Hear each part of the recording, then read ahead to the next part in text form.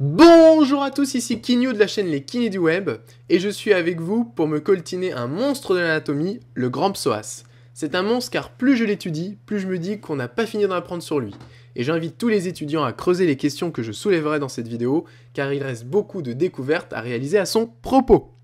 Tout d'abord, le grand psoas est un muscle polyarticulaire plus, car il est tendu des lombaires jusqu'au fémur.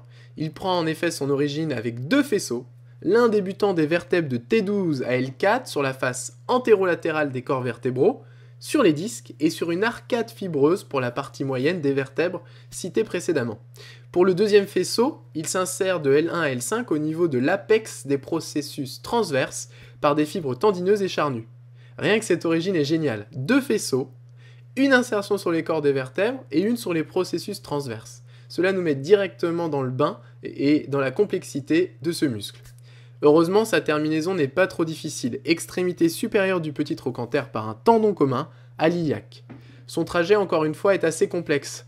Il part du plan postérieur de l'abdomen et se dirige vers le bas, vers le dehors et vers l'avant, avant de se réfléchir sur le bord antérieur de l'os coxal, pour sortir de l'os coxal vers le bas, vers le dehors, mais cette fois vers l'arrière. Il forme alors le plancher du trigone fémoral avec le muscle iliaque. Et là, attention, révélation. Grande révélation. Le grand psoas est un muscle creux. En effet, son insertion transversaire et vertébrale ne s'unissent pas tout de suite et forment deux plans qui s'accolent et qui renferment le plexus lombal. Ce n'est quand même pas rien le plexus lombal. Le grand psoas a à l'intérieur du bassin et devant lui le petit psoas, muscle inconstant, mais toujours présent chez les singes et même plus gros que le grand psoas chez les kangourous. Ça, c'est juste pour vous permettre de rester dans la vidéo. Mais aussi des viscères, comme l'urtère et l'aorte ou la veine cave, en fonction du côté. En arrière, les transverses lombaires et le carré des lombes. En dedans, le rachis lombaire et la chaîne sympathique. Et en dehors, des viscères très importants, comme le rein. Ces premiers rapports montrent l'implication du grand psoas dans bon nombre de lombalgies, d'origine mécanique, mais aussi viscérale, en raison de sa proximité avec des viscères essentiels, artère aorte, veine, chaîne sympathique et rein. Au niveau de sa réflexion, il a devant lui le ligament inguinal, en profondeur l'os coxal, en dedans le nerf fémoral qui avant était en dehors, mais qui est repassé en dedans, et le paquet vasculaire. En dehors l'iliaque et le nerf cutané fémoral de la cuisse.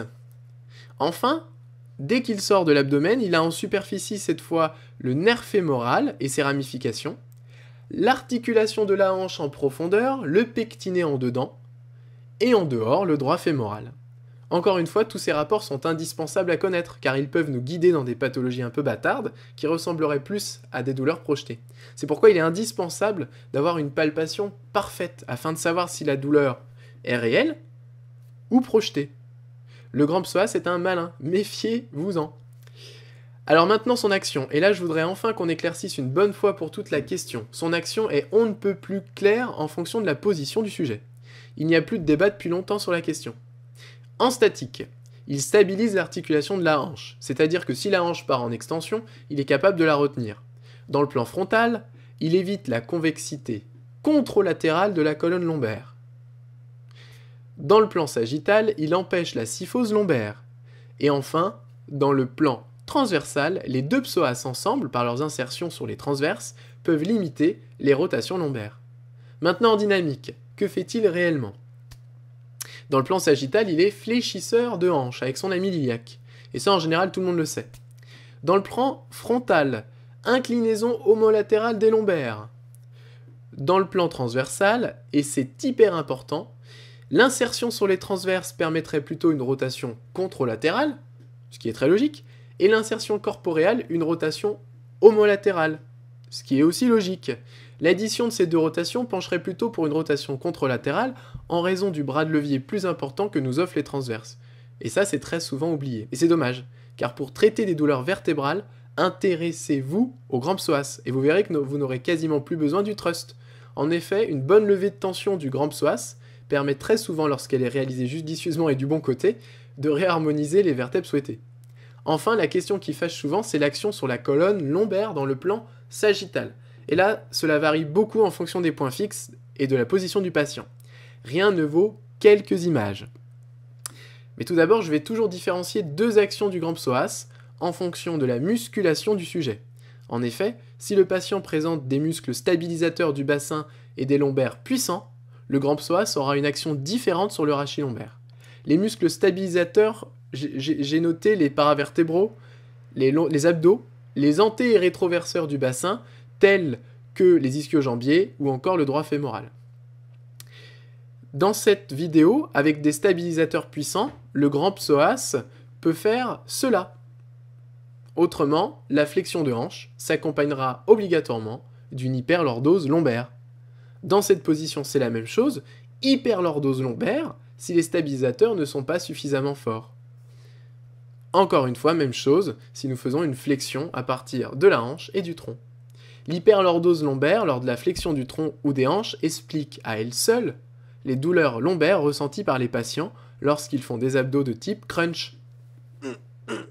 Mais je reviendrai dessus dans une prochaine vidéo.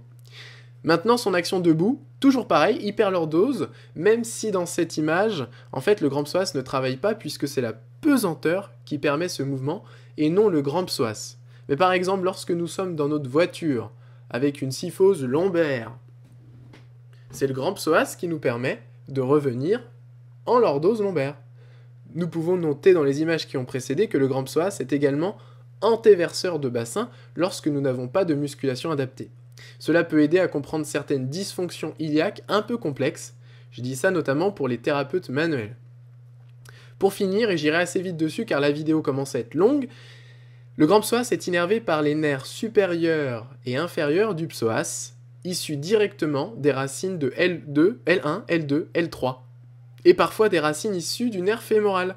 Cela paraît normal vu sa proximité avec le nerf. Pour la vascularisation, l'artère lombale issue de l'aorte vascularise la partie haute du grand psoas et l'artère iliaque externe pour sa partie basse. Voilà, j'espère que cela vous a plu. N'hésitez pas à me le dire et à vous abonner. Bye!